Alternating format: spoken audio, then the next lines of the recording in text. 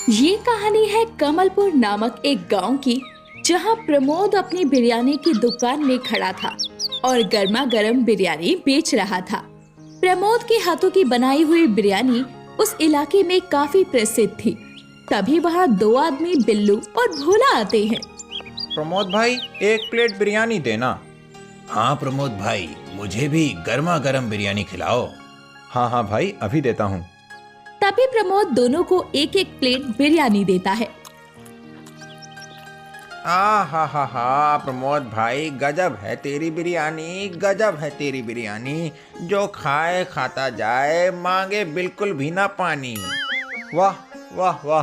अरे भाई, वो सब तो ठीक है, लेकिन प्रमोद भाई तुम्हें बता दूं कि वो जो दूसरी गली में है नवीन चिकन बिरयानी वाला, वो तुमसे भी कम दाम में अपनी बिरयानी बेच रहा है।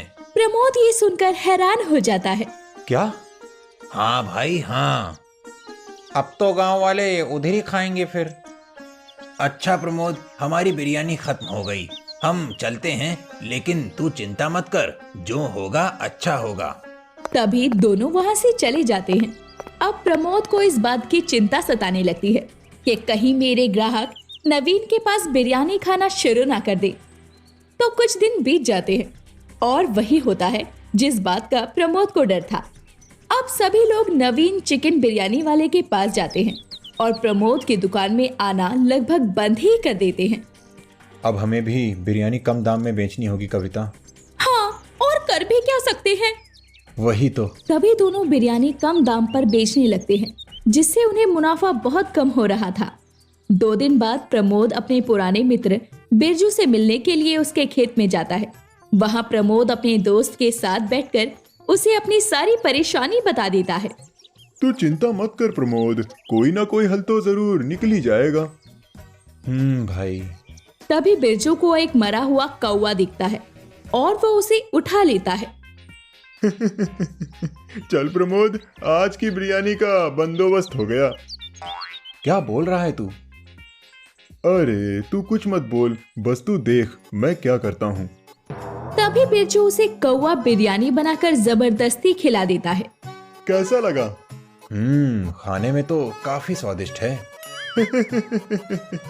हाँ, तो अब समझ ले कि तेरी परेशानी का हल मिल चुका है। क्या मतलब?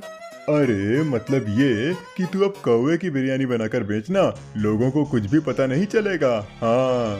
बिरजू के समझाने पर प्रमोद मान जाता है और कौवा बिरयानी बेचने के लिए तैयार हो जाता है। और अगले ही दिन प्रमोद अपने खेत में जाता है और वहां जाकर ढेर सारे कौवों को दाना देने के बहाने जाल में फंसाकर पकड़ लेता है और उसके मांस से कौवे की बिरयानी बना देता है।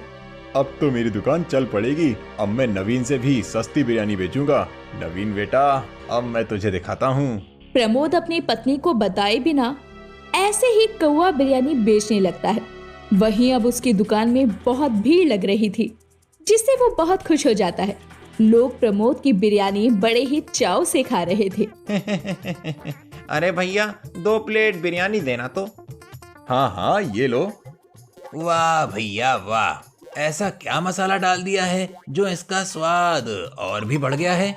अरे कुछ नहीं भाई, बस मेरी और मेरी पत्नी की मेहनत है, बस। हाँ वो तो है भाई। तो भोला भैया, आज कोई शायरी वगैरह नहीं मार रहे हो? अरे वही तो सोच रहे थे, रुकिए जरा। हाँ हाँ, रुके हैं। तो सुनना, प्रमोद भैया की बिरयानी ने ऐसा जादू कर डाला, प्रमोद भैया की बिरयानी ने ऐसा जादू कर डाला, भाई हम सबको मार डाला, मार डाला। वाह वाह वाह, आप तो गजब हो भोला भैया। प्रमोद की दुकान में ऐसे ही सभी लोग बिरयानी खाते खाते गप्पे लड़ाते हैं। तभी थोड़ी देर बाद वैसे सुने हैं नवीन इस गांव को छोड़कर कहीं और चला गया है। अच्छा? हाँ भाई, अब आप उससे भी सस्ती बिरयानी बेच रहे हो तो उसकी दुकान में कोई जा ही नहीं रहा। व्यापार में तो ये सब होता रहता है। हाँ भाई, सही बोले आप। अब हम अलविदा लेते हैं। हाँ भाई।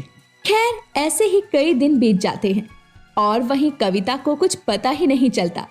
लेकिन वो दिन जल्दी ही आने वाला था जब कविता को कौवा बिरयानी के बारे में सब कुछ पता चलने वाला था, तभी एक दिन प्रमोद की पत्नी कविता बाजार से घबराते हुए आती है। प्रमोद, प्रमोद, कहाँ हो आप? अरे क्या हुआ, अभी अभी बाजार से आई हो, थोड़ी देर आराम कर लो तब बात करना। नहीं, मुझे आपसे जरूरी बात करनी है। हाँ हाँ बोलो बोलो, क्या बात है? मुझे अभी अभी मुंह पर नकाब लगाया हुआ एक आदमी बाजार में मिला था। उसने मुझे तुम्हारी कौवा बिरयानी के बारे में सब कुछ बता दिया है। आप कितने लालची हो गए हैं।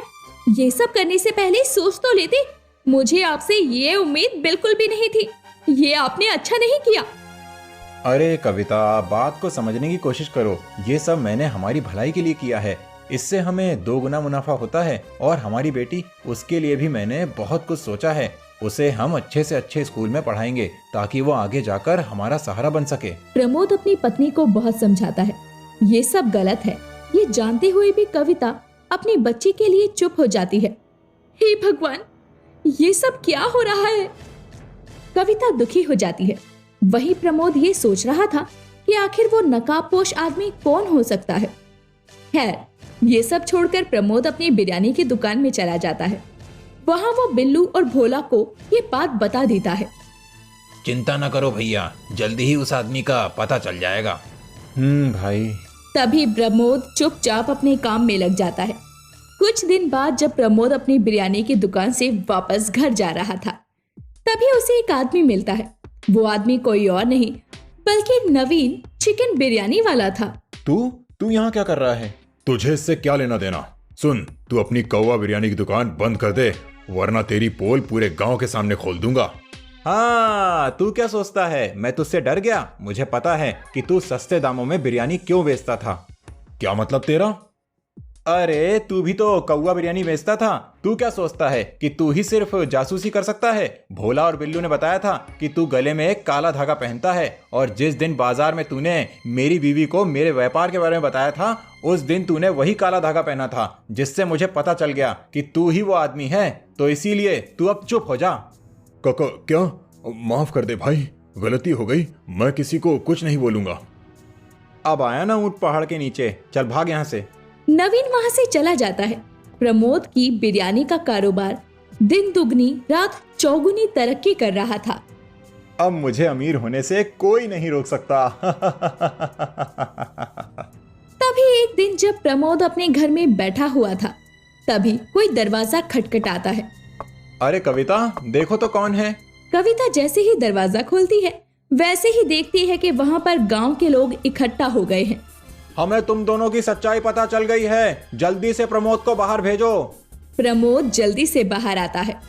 अरे ऐसी क्या बात हो गई चाचा जी? अच्छा, एक तो कौवा बिरयानी बेचते हो और मासूम होने का नाटक करते हो। प्रमोद भाई, आपने ऐसा क्यों किया? अरे नहीं नहीं, ये कैसी बात कर रहे हैं आप सब? मैं भला ऐसा क्यों करूंगा? ये तो पाप है, पाप। चुप हो जा। अरे देखते क्या हो सब, मारो इसे। नहीं, ऐसा मत करिए, मेरे पति को मत मारिए। आप कहेंगे तो हम ये गांव छोड़कर चले जाएंगे। मैं आप सबके आगे हाथ जोड़ती हूँ। ठीक है, तो अभी के अभी अपना बोरिया बिस्तर बांधो और यहाँ से निकल जाओ। हाँ हाँ, जाओ यहाँ से, निकल जाओ यहाँ से। कुछ इस तरह प्रमोद का सपना टूट जाता है और उसे अपने परिवार के साथ वहाँ से भागना पड़ता है। वहीं तभी उसे रास्ते में बिरजू मिलता है। देखा ना बिरजू भाई, ये हमारे साथ क्या हो गया। ये तो तेरे साथ अच्छा ही हुआ ना। क्या मतलब बिरजू? तू कितना लालची है प्रमोद, और आज देख तेरे लालच ने तुझे कहाँ लाकर खड़ा कर दिया। बदमाश, तूने ही तो मुझे कौवा बिरयानी बेचने का सुझाव दिया था। क्या? देख प्रमोद, वो दिन याद है जब बेटे की तबीयत बहुत खराब थी और मैंने उसके इलाज के लिए तुझसे कुछ पैसे मांगे थे, लेकिन तेरे पास पैसे होते हुए भी तूने फूटी कौड़ी नहीं दी थी, जिससे मेरे बेटे की मौत हो गई थी। लेकिन मैंने तुझसे ये बात छुपाई ताकि तुझसे मेरी दोस्ती बरकरार रहे और मैं तुझसे बदला ले सकूं। क्या? मुझे माफ कर दे बिरजू, मुझे तेरे बेटे के लिए बहुत दुख है। तभी हमें पता चलता है कि बिरजू ने ही गांव वालों को प्रमोद के बारे में बताया था। माफ कर दीजिए बिरजू इन्हें। तभी बिरजू बिना कुछ कहे वहां से चला जाता है। तो ये थी लालची कौवा बिरयानी वाले की कहानी।